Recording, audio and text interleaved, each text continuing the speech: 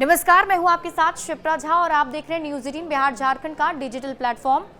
America दुनिया की सबसे बड़ी अर्थव्यवस्था है और यहां के राष्ट्रपति डोनाल्ड ट्रंप लगातार दुनिया के तमाम देशों को धौंस दिखाते हुए मनमाना टैरिफ थोप रहे हैं। लेकिन दूसरी ओर खुद यूएस इकोनॉमी संकट में नजर आ रही है।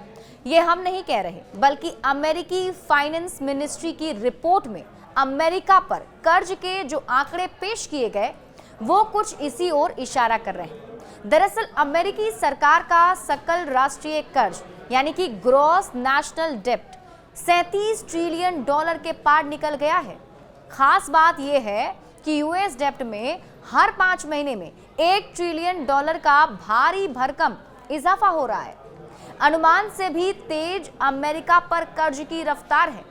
रिपोर्ट के मुताबिक अमेरिका पर कर्ज का ये 37 ट्रिलियन डॉलर का आंकड़ा रिकॉर्ड स्तर है, जो पहले से जताई जा रही आशंकाओं से कहीं ज्यादा है। यूएस डेब्ट को लेकर यह ताजा अपडेट मंगलवार को जारी अमेरिकी ट्रेजरी विभाग की ताजा रिपोर्ट में पेश किया गया।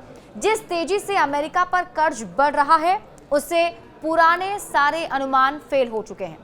दरअसल राष्ट्रीय ऋण कोरोना महामारी से पहले जताए गए अनुमानों की तुलना में कई साल पहले ही 37 ट्रिलियन डॉलर का आंकड़ा पार कर चुका है। और आपको बता दें कि बजट के कार्यालय के जनवरी 2020 के अनुमान में कहा गया था कि अमेरिका पर कर्ज फाइनेंशियल ईयर 2030 के बाद 37 ट्रिलियन डॉलर से ज्यादा हो जाएगा।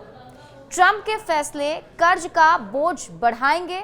अगर इस सवाल का जवाब ढूंढा जाए तो इसका जवाब है अमेरिकी कर्ज को लेकर जारी ट्रेजरी विभाग की इस रिपोर्ट में बताया गया है कि यूएस डेब्ट में 2020 में शुरू हुई कोविड-19 महामारी की वजह से जोरदार तेजी देखने को मिली है, जिसने अमेरिकी अर्थव्यवस्था के अधिकांश हिस्से को लगभग बंद कर दिया था। और तत्कालीन ट्रंप और बाद में बाइडेन सरकार ने इकोनॉमी को स्थिर रखने और इसमें सुधार करने के उद्देश्य से भारी भरकम उधार लिया था। ट्रंप ने दूसरे कार्यकाल के शुरुआत में ही टैक्स कटौती और व्यय विधेयक पर साइन करके अधिक सरकारी खर्च को मंजूरी दी। इसे लेकर कांग्रेस के बजट कार्यालय का अनुमान है कि इस कानून से अगले 1 दशक में अमेरिका को राष्ट्रीय ऋण में 4.1 ट्रिलियन डॉलर का इजाफा हो सकता है।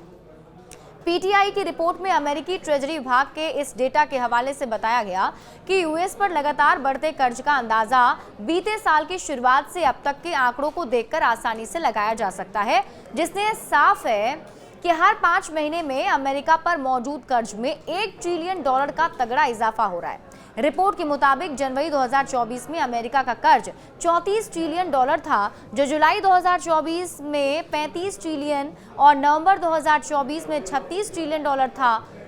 अब ये 37 ट्रिलियन डॉलर के पार निकल गया है।